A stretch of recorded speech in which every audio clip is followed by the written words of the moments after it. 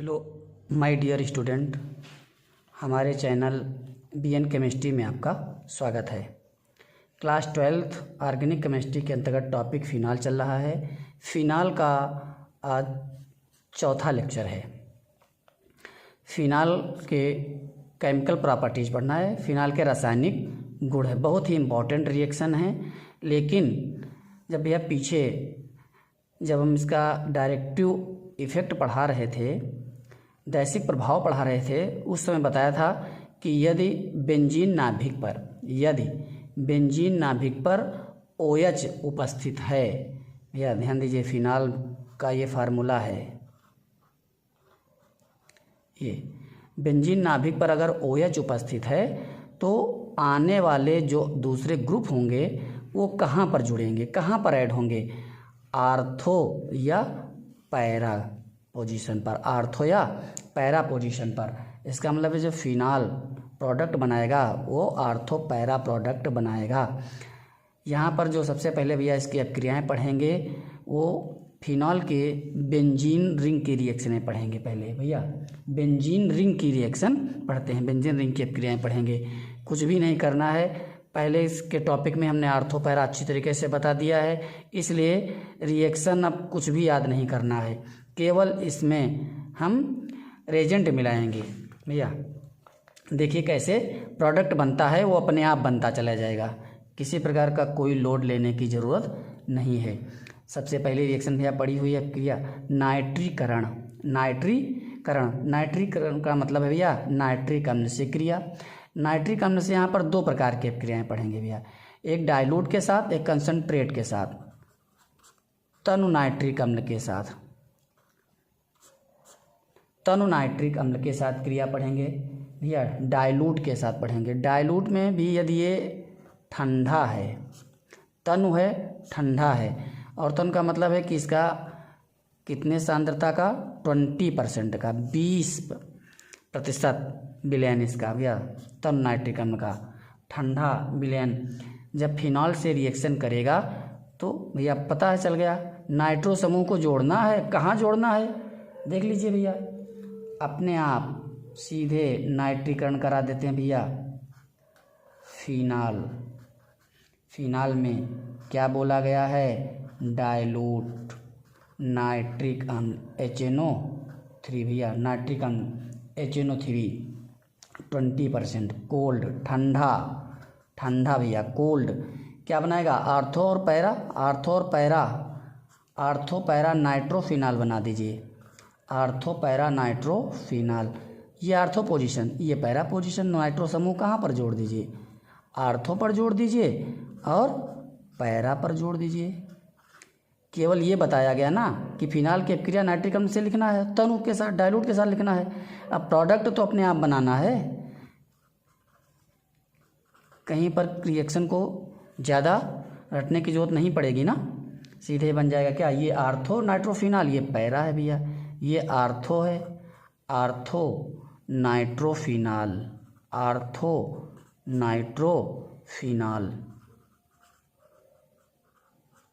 ये पैरा है, para position पर लगा हुआ है, पैरा हो गया भैया पैरा।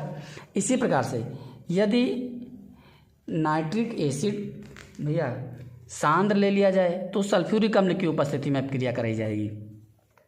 सल्फ्यूरिक अम्ल की उपस्थिति में अपक्रिया थोड़ा स्लो होती है, लेकिन यदि सल्फ्यूरिक अम्ल के साथ पहले मतलब सल्फोनीकरण कर लिया जाए, इसके बाद सांद्र नाइट्रिक अम्ल से क्रिया कराई जाए तो अपक्रिया तेज हो जाती है और भैया पिक्रिक अम्ल बनता है।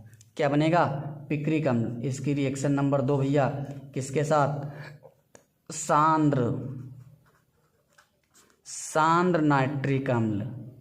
नाइट्रीकरण में सांद्र नाइट्रिक अम्ल लेंगे, कंसंट्रेट ले लेंगे, और किसकी उपस्थिति में? सांद्र H2SO4 की उपस्थिति में। तो पहले यदि इसका सल्फोनीकरण हो जाता है, ध्यान दीजिए, तो अब क्रिया थोड़ा फास्ट हो जाएगी भैया। फिनाल पहले सल्फोनीकरण करा लेते हैं भैया,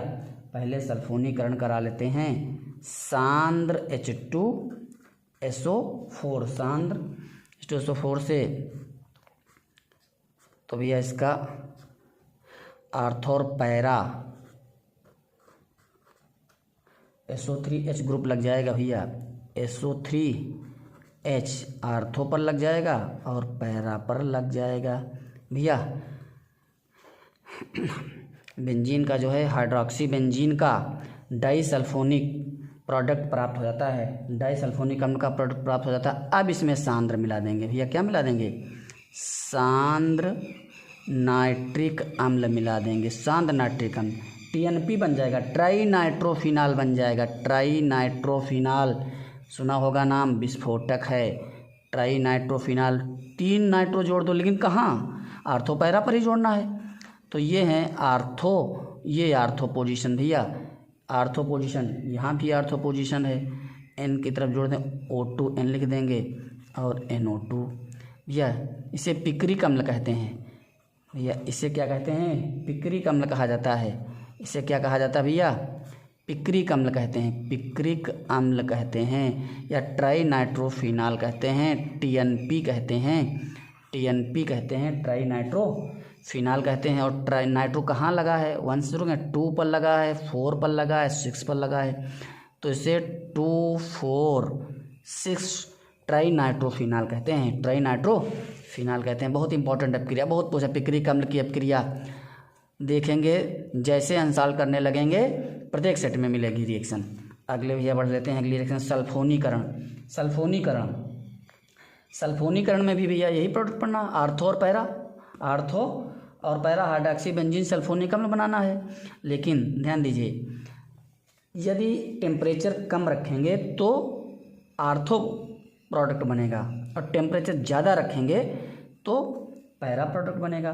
तो उसके लिए हम इस रिएक्शन को ऐसे भी दोनों तरफ लिख करके प्रदर्शित कर सकते हैं। एक ही रिएक्शन में फिनॉल है, फिनॉल का सल्फोनीकरण करेंगे, सांद्र H2SO4, ध्यान दीजिए, सांद्र H2SO4, सांद्र H2SO4। लेकिन टेम्परेचर 25 डिग्री सेंटीग्रेड कर दें, 100 डिग्री सेंटीग्रेड कर दें। जब 25 करेंगे तो आर्थो हाइड्रोक्सी बेंजीन सल्फोनिक अम्ल बन जाएगा। आर्थो हाइड्रोक्सी, अर्थात आर्थो पर हमको लगाना है सल्फोनिक समूह। ये बन गया क्या? आर्थो प्रोडक्ट बन गया, आर्थो हाइड्रोक्सी बेंजीन सल्फोनिक अम्ल। भैया क्या बन गया? ये बना क्या? आर्थो हाइड्रोक्सी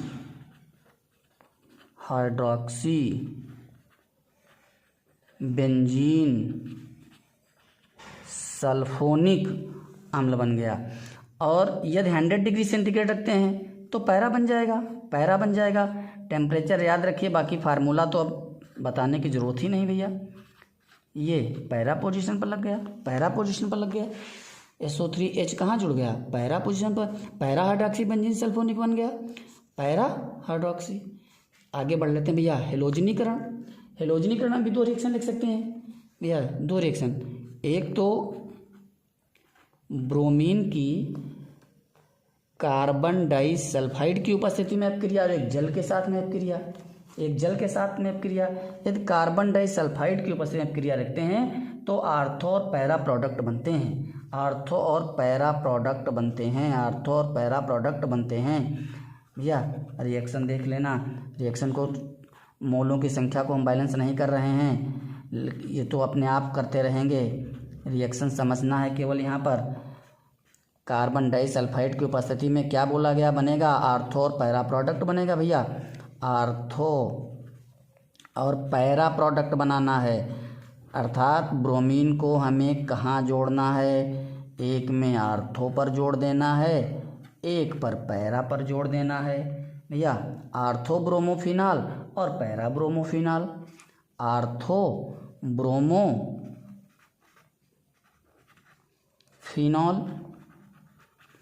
और ये हो गई भैया पैरा ब्रोमोफिनाल। यदि यही अपक्रिया ब्रोमीन की, यही अपक्रिया भैया Br2, यही अपक्रिया जलीय माध्यम में करा दी जाए, हेलोजनीकरण जलीय माध्यम में करा दिया जाए, जलीय माध्यम में करा दिया जाए तो इसी का ट्राई ब्रोमोफिनाल बन जाएगा, ट्राई ब्रोमोफिनाल। कहाँ जोड़ना है, कहाँ जोड़ना है ये तो बताने की ज़रूरत नहीं है। अब तो रिएक्शन सीधे लिख लेंगे भैया, लिखते रहिए साथ में, रिएक्शन साथ में लिखते रहिए। ये फिनाल ले लिया और Br2 ब्रोमीन का जली विलयन ले लिया, प्रोडक्ट भैया बन गया। क्या बाद में देखना, पहले प्रोडक्ट बना लीजिए, खुद से प्रोडक्ट बना लीजिए। ये आर्थो पोजीशन है, आर्थो पोजीशन पर ब्रोमीन जुड़ जाएगा और पैरा पोजीशन पर, जो दोनों आर्थो पर और पैरा पर 3 ब्रोमीन है, इसलिए ट्राई प्रोडक्ट बन गया भैया। कहाँ कहाँ है, 2 पर हैं, 4 पर हैं, 6 पर है, क्या है, ट्राई ब्रोमो है। क्या कितने ब्रोमो भैया, ट्राई ब्रोमो है, ट्राई ब्रोमो क्या फिनाल है, ट्राई ब्रोमो फिनाल है। कोई दिक्कत नहीं भैया, कोई परेशानी नहीं ना। रिएक्शन को कभी भी रटने की ज़रूरत नहीं भैया, रटना नहीं है, ध्यान से एकदम मस्त बिना लोड केमिस्ट्री को पढ़ते रहिए, गाते रहिए, गुनगुनाते रहिए और बिना लोड केमिस्ट्री पढ़ते रहिए भैया। चलिए गाना भी एक सुन लेते हैं, गाना भी सुन लेते हैं। अगली रिएक्शन है HNO2 से क्रिया नाइट्रस अम्ल से क्रिया भैया। नाइट्रस अम्ल से क्रिया कराते हैं तो इसका एक पैरा नाइट्रोसोफिनाल बनता है, पैरा नाइट्रोसोफिनाल। और पहले भी बताया गया है कि नाइट्रस अम्ल अस्थायी होता है, तो इसके लिए हम NaNO2 और HCl के मिश्रण का प्रयोग कर लेते हैं भैया, कर लेते हैं। चलो ठीक है, कर लेते हैं। ये हो गया फिनाल, और फिनाल की क्रिया हम HNO2 से कराएंगे। इसके स्थान पर ये इस मिश्रण को हम भी लिख सकते हैं भैया, इस मिश्रण को भी लिखेंगे। इसमें प्रोडक्ट बन जाएगा, क्या बन जाएगा, प्रोडक्ट क्या बोला गया, पैरा प्रोडक्ट बनेगा भैया, पैरा प्रोडक्ट बनेगा। पैरा नाइट्रोसोफिनाल है, पैरा नाइट्रोसोफिनाल है, पैरा नाइट्रोसोफिनाल। यह एक नेम रिएक्शन भी आ गई है इसी में, इसकी बहुत सारी नेम रिएक्शन पढ़नी है। रायमर टीमन रिएक्शन पढ़ा चुके हैं, लीवरमैन नाइट्रोसो अपक्रिया भी पढ़नी है भैया, लीवरमैन भी पढ़नी है, फ्रीडल क्राफ्ट पढ़ रहे हैं। इसके अतिरिक्त भी कई नेम रिएक्शन इसमें पढ़नी है, गाटरमैन भी पढ़ना है भैया, लेडरमान से अपक्रिया भी पढ़ना है, युग्मन अपक्रिया भी पढ़ना है, डफ अपक्रिया भी पढ़ना है, फिनोलेक्थिलीन बनाने की थाइलिक एनहाइड्राइड के साथ अपक्रिया, वो भी बहुत इंपॉर्टेंट नेम रिएक्शन रहेगी।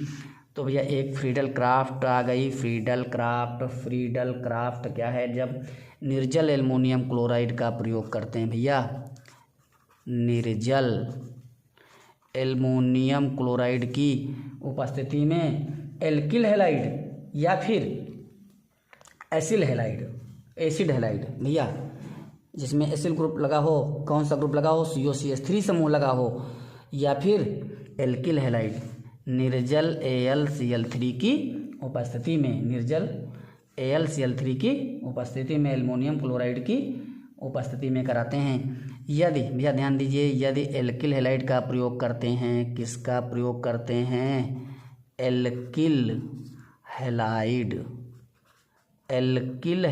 का प्रयोग करते हैं तो उसे एल्किलीकरण कहते हैं। उस फ्रीडल क्राफ्ट अपक्रिया को एल्किलीकरण कहते हैं, जब एल्किल हैलाइड का प्रयोग करते हैं भैया। एल्किल हैलाइड का प्रयोग भी कर लीजिए। रिएक्शन तो पता हो चुकी, प्रोडक्ट भी पता हो चुकी है, केवल अभिकार देख लीजिए भैया क्या मिलाना है इसमें। हमें मेथिल क्लोराइड मिला दीजिए, फिनाल में मेथिल क्लोराइड मिला दें, एल्किल हैलाइड है ना, alkyl halide CH3Cl methyl chloride हो गया, इसको मिला देते हैं, गर्म करेंगे, लेंगे क्या, निर्जल AlCl3, गर्म कर दीजिए। अब पता भैया Cl निकाल दीजिए, 2 मोल के साथ आर्थो पैरा प्रोडक्ट बनाना है। ये ग्रुप CH3 बेंजीन नाभिक से H को निकाल कर जुड़ जाएगा, जोड़ दीजिए। बेंजीन रिंग से कहाँ से, आर्थो पर और पैरा पर, ये आर्थो पोजीशन है, आर्थो पर जोड़ दीजिए, और दूसरा क्या है, पैरा पर जोड़ दीजिए। रिएक्शन बैलेंस हो जाएगी आसानी के साथ भैया, कोई दिक्कत नहीं होगी ना। 2 मोल लेकर के रिएक्शन करा लेंगे, 2 मोल इसके भी कराएंगे, 2 HCl निकाल देंगे, -2 HCl निकाल देंगे। कब, 2 मोल इसके 2 मोल इसके करा के। ये क्या बना भैया, बोलो, हाइड्रॉक्सी टॉलुइन है। ये कौन सी है, ये आर्थो है, आर्थो हाइड्रॉक्सी टॉलुइन। और ये पैरा हाइड्रॉक्सी टॉलुइन है, पैरा हाइड्रॉक्सी टॉलुइन है। इन्हें जो है आर्थोक्रिसॉल और पैराक्रिसॉल भी कहा जाता है। आर्थोक्रिसॉल और बताया जा चुका है पहले भी भैया, आर्थोक्रिसॉल और ये आर्थोक्रिसॉल और ये पैराक्रिसॉल है। ये आर्थोक्रिसॉल और ये पैराक्रिसॉल। रिएक्शन बहुत आसान। एल्किलीकरण, फ्रीडल क्राफ्ट का एल्किलीकरण कब कहलाएगा? जब फिनाल में एल्किल हैलाइड कोई मिला दें, मेथिल क्लोराइड मिला दें भैया, एथिल क्लोराइड मिला देंगे तो मेथिल क्लोराइड के साथ रिएक्शन इसलिए लिखा क्योंकि ये रिएक्शन बहुत पूछी जाती है। टॉलुइन के साथ भी रिएक्शन पूछी जाती है। अगले भैया एसिलीकरण। एसिलीकरण में जिसमें COCH3 समूह लगा हो, जैसे एसिटिल क्लोराइड भैया, अम्ल क्लोराइड है, जैसे कि किसके क्रिया करा दें भैया, बोलो, CH3COCl। ये देखिए ये भैया ये एसाइलेशन कहलाएगा। एसिल समूह लगा है, एसिल समूह, बस एसिल समूह बेंजीन नाभिक पर जोड़ देना है। कहाँ पर जोड़ देना है पता है? आर्थो और पैरा पर जोड़ देना है। आर्थो और पैरा पर जोड़ देना है भैया। रिएक्शन लिखिए, बिना देखे रिएक्शन लिखते रहिए, बार बार देखने की ज़रूरत नहीं पड़ेगी। रिएक्शन एक बार भैया देख लीजिए, रिएक्शन समझ लीजिए, तैयार हो रही हैं, याद हो गई हैं, याद करने की रटने की कोई जरूरत नहीं। निर्जल AlCl3 लगा दीजिए, गर्म कर दीजिए और इस समूह के द्वारा बेंजीन नाभिक से H को निकाल दीजिए। कहाँ से निकालेंगे भैया, कहाँ से निकालेंगे? आर्थो से। और प्लस कहाँ से निकालेंगे? पैरा से। पैरा से बार बार देखिए ना भैया, लिखते रहिए, खुद से लिखते रहिए। यहाँ से निकाल दीजिए COCH3, यहाँ जोड़ दीजिए, यहाँ जोड़ दीजिए भैया COCH3, यहाँ जोड़ दीजिए। हाइड्रॉक्सी एसिटोफिनॉन बन गया भैया, हाइड्रॉक्सी, ये आर्थो बन गया और ये पैरा बन गया। आर्थो हाइड्रॉक्सी एसिटोफिनॉन, एसिटोफिनॉन, ये पैरा का बन जाएगा, ये पैरा का बन जाएगा भैया। इसी प्रकार से अगले 5वें लेक्चर में अभी कुछ इसकी नेम रिएक्शन रह गई हैं। अभी तो केवल बेंजीन रिंग की रिएक्शन पढ़ रहे हैं, अभी OH समूह की रिएक्शन भी पढ़ेंगे भैया। यदि समझ में आ रहा है तो चैनल को आगे बढ़ाते रहिए, शेयर करते रहिए, लाइक करते रहिए और सब्सक्राइब करते रहिए। इसी प्रकार से लगातार तैयारी करते रहिए। धन्यवाद।